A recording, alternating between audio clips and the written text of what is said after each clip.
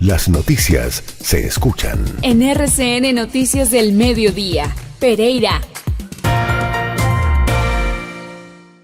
Y continuamos con información importante en nuestra mesa de trabajo a esta hora del mediodía en los micrófonos de RCN Radio con invitados en nuestra mesa de trabajo. Saludamos al doctor José Alberto Arias Tavares, él es el vocero nacional de Fendipetróleo. Buenas tardes, ¿cómo está? Buenas tardes, Carol, un saludo para ti, para todo el equipo técnico de RCN y para todos los amables oyentes. Bueno, como ha sido la promesa del presidente de la República, Gustavo Petro, mes a mes se han venido generando unos incrementos en los precios de los combustibles. De hecho, se acaba de dar el último correspondiente al mes de agosto y para el caso, por ejemplo, del departamento de Risaralda, nos situamos como una de las ciudades principales que tiene la gasolina más costosa del país. ¿Cómo queda el precio de referencia de acuerdo a ese último ajuste? Bueno, el precio de referencia para esta parte quedó en 13.940 pesos. Recordemos, Carol, que uno de los departamentos que tiene el combustible más costoso es el del Meta.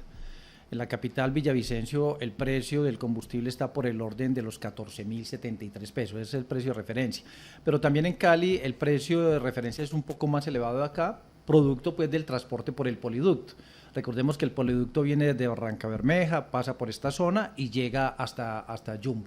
Entonces, Cali tiene un precio por encima de los 13.940 pesos también. Para, digamos, ese indicador que tenemos en este momento en Pereira, su área metropolitana, en general los municipios del departamento de Risaralda, ¿de cuánto podemos hablar del incremento en los últimos meses? Bueno, en lo corrido del año 2023, el precio de la gasolina ha tenido un incremento de 3.837 pesos. Eso es el 37% del precio que teníamos en diciembre del año pasado.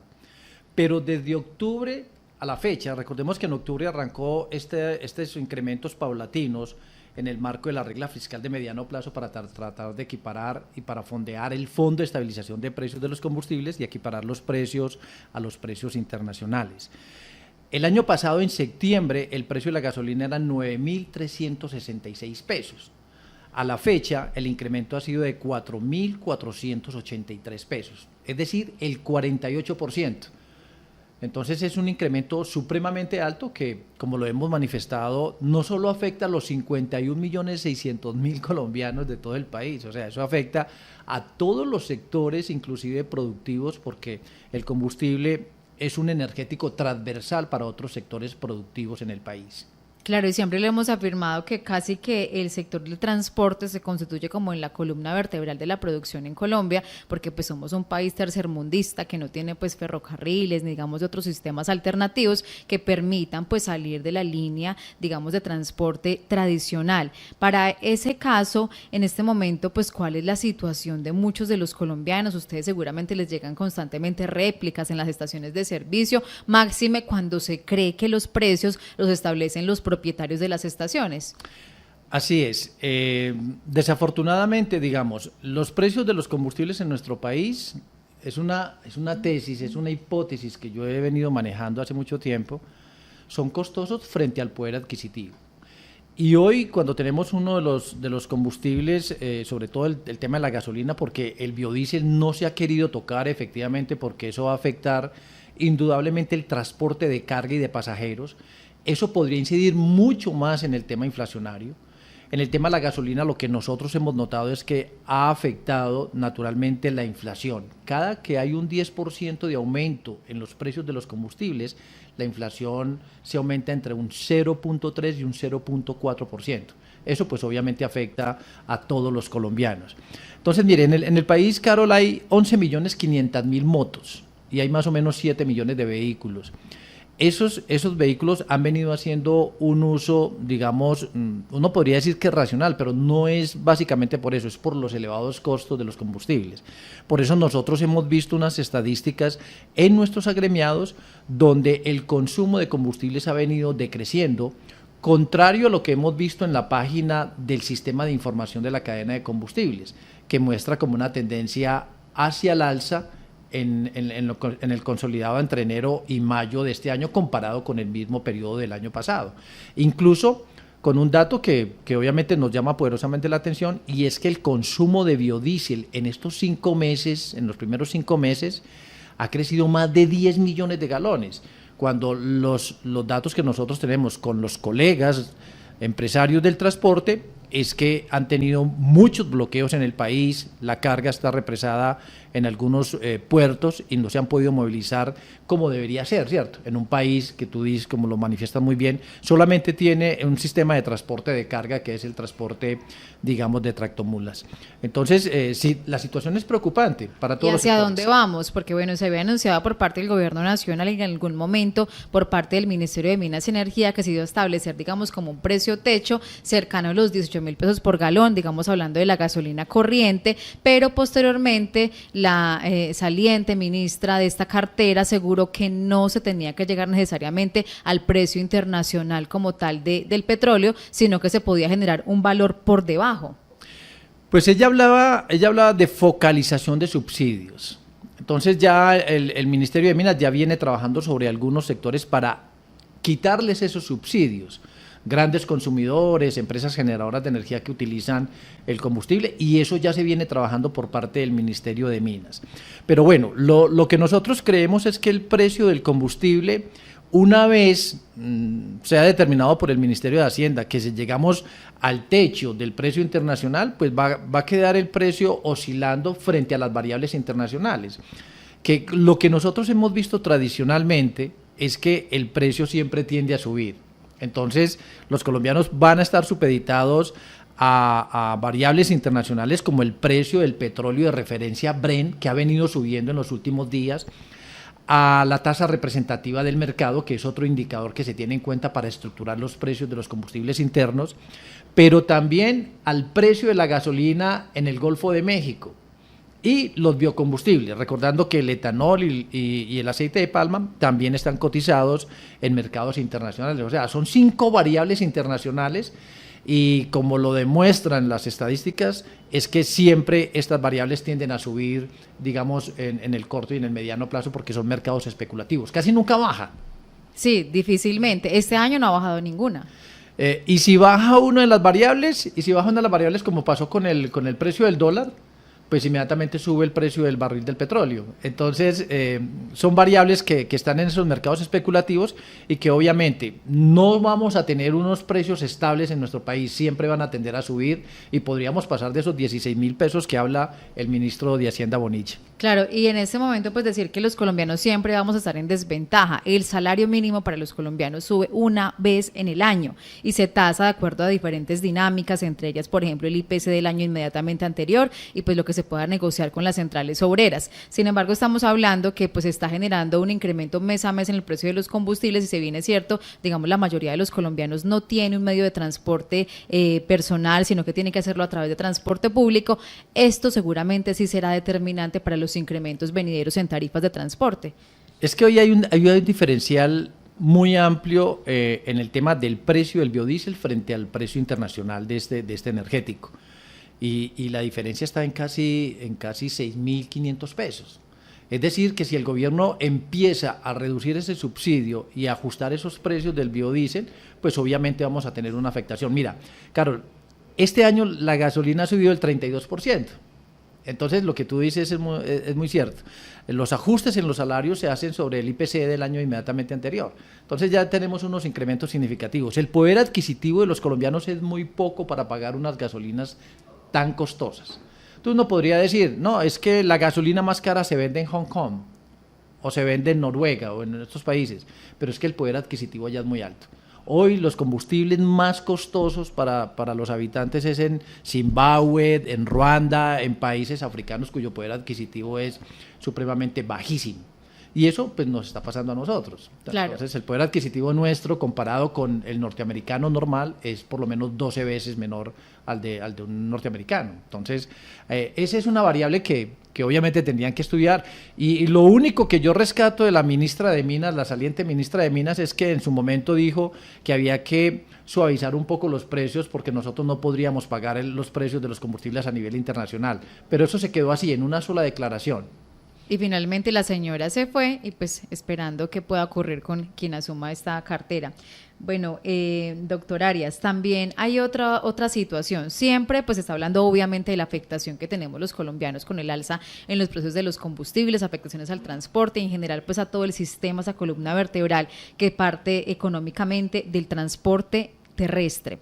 Pero también pues es necesario hablar de las afectaciones como tal que tienen ustedes como estaciones de combustible. La gente pensará pues que cada vez que sube el galón de gasolina, pues que ustedes son los más beneficiados. Sin embargo, uno siempre los ve cada mes haciendo réplicas y sobre todo quejándose por el alza y por diferentes dinámicas. Hace unos meses estábamos hablando, por ejemplo, de la reforma laboral y las repercusiones que se podía traer a, digamos, a las estaciones de servicio. Pero en este momento, entonces, ¿cómo explicar eso? Se sabe que en la medida en que suban más los combustibles, ustedes como propietarios requieren de más disponibilidad de dinero para llenar los tanques. ¿Cuánto se requiere al día de hoy? Es cierto, Carol, es una excelente pregunta, Carol, porque es que siempre el común de la gente cree que las estaciones de servicio, cada que hay alzas de los precios de los combustibles, se llenan. Y resulta que no.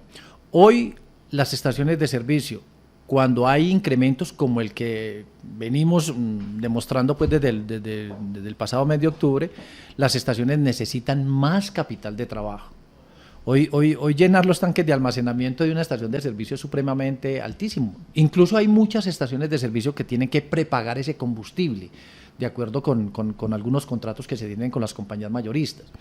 O sea, uno que conoce la naturaleza de este negocio se da cuenta las dificultades por las cuales atraviesan los minoristas para poder llenar estos tanques de almacenamiento. Entonces, se necesita más capital de trabajo y porcentualmente se reduce la remuneración. Por estas fechas, el año pasado, el margen de remuneración para el minorista era del 9.4% en la estructura de precios. Hoy, después de este aumento de 600 pesos, es del 6.8%. O sea, todos los días o cada mes que hay incrementos en los precios, el margen de remuneración se baja para los distribuidores minoristas. Y lo que estamos notando, obviamente también, es que las ventas se están, digamos, estancando. El año pasado los combustibles crecieron en nuestro país el 14%. Y este año, los datos que tenemos con el Ministerio, en la página oficial del Ministerio, es que viene creciendo al 1.2%. Reitero, las cifras que ellos tienen en la página oficial no coincide con la que nosotros tenemos con nuestros afiliados. Pero entonces, ¿qué está haciendo la gente teniendo en cuenta que cada vez crece más el parque automotor, por ejemplo, en ciudades como Pereira? Pues la gente no está utilizando casi el vehículo, está haciendo, digamos, viajes compartidos. Yo creo que el teletrabajo se ha intensificado un poquito más con estos precios tan altos de los combustibles. Han comprado vehículos híbridos, eléctricos. Mucho más económicos. Pero miremos otro fenómeno, y es el descenso en las ventas de vehículos. Si acabamos de ver el reporte de la ANDI y de FENALCO frente a la venta de vehículos, y el mes pasado hubo una reducción del 43% en la venta de vehículos. Entonces, el sector viene estancado, digamos, este año frente a lo que tuvimos el año pasado. Entonces, necesitamos más capital de trabajo, se nos baja nuestra remuneración minorista y obviamente los consumos no están creciendo como deberían de crecer en un país que necesita, pues obviamente, toda esta dinámica económica. ¿Cuántas estaciones de servicio hay en el departamento de Risaralda que emplean a cuántas personas? El promedio de el promedio de empleo que nosotros generamos en las estaciones es de 8.9 personas por cada estación. Entonces, hoy en el departamento tenemos alrededor de 1.000 personas contratadas de manera directa, con todas sus prestaciones sociales y legales. O sea, el sector de la distribución minorista es un sector formal a nivel país. Nosotros generamos más de 50.000 empleos y obviamente también estamos con toda esta incertidumbre con la reforma laboral que se viene y que ya fue otra vez radicada en el Congreso de la República, pues digamos esta semana por la ministra del Trabajo. Entonces estamos esperando que nos inviten a esas reuniones, lo hemos solicitado con la ministra para poder también determinar qué es lo que puede pasar con este sector de la ¿Está en riesgo, digamos, esa cifra de esos 1.000 empleos para el caso de Risaralda y los más de 50.000 en todo el país? Pues cuando usted mira los estados financieros de las estaciones de servicio, usted siempre ve que el rubro que más pesa es el de personal. Entonces ya uno habla con la Comisión de Regulación de Energía y Gas y dice, mira, es que nosotros les damos una remuneración, ustedes tienen que ser eficientes. Y resulta que no sabemos de dónde más ser más eficientes. Lo que tendríamos que hacer para ser más eficientes es automatizar las estaciones de servicio. ¿Eso quiere decir prescindir de mano de obra? Entonces, hasta allá no, la idea es que no lleguemos hasta allá. Por eso hemos solicitado a la Comisión de Regulación de Energía y Gas revisar la remuneración minorista, pero también al Ministerio de Trabajo que entienda un poco la naturaleza de nuestro negocio. Es que el negocio de la distribución minorista, Carol, es un negocio 24/7, los 365 días al año. Entonces, la afectación en los dominicales, en las horas nocturnas y demás, pues va a ser muy directo para este sector. Otros sectores posiblemente dirán, no, yo no tengo problema porque yo cierro a las 6 de la tarde. Pero claro, este sector que es 24/7 es el directamente, digamos, afectado con estas reformas que se están planteando. En este momento, solicitudes puntuales que estén haciendo al gobierno nacional que todavía no hayan sido tenidas en cuenta o que estén en trámite.